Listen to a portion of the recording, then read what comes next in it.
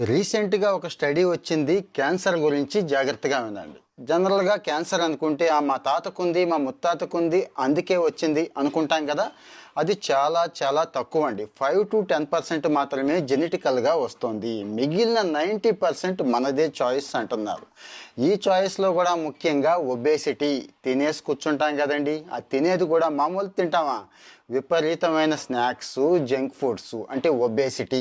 Over weight ఎవరైతే ఉన్నారో వాళ్ళకి క్యాన్సర్ వచ్చే అవకాశం ఉంది అని రీసెంట్ స్టడీస్ చెప్తున్నాయి. 1, 2 కాదండి. 100% రైజ్ అయింది క్యాన్సర్ కేసులు ఈ మధ్య. అది కూడా యంగ్ పాపులేషన్‌లో. అంటే జనరల్‌గా 60, 70లో కాదండి. 30, 40లకే క్యాన్సర్ బారిన పడుతున్నారు. క్యాన్సర్ వచ్చేస్తోంది. ఆ తర్వాత ఇక ట్రీట్మెంట్ దారుణం ఎలా ఉంటుందో తెలుసు కదా! తట్టుకోలేం మనం ఆ రేడియేషన్ థెరపీకి. మరేం చేయాలి అంటారా? తీసుకునే ఫుడ్ కడుపు నిండా తీసుకోండి. కానీ అందులో ఏం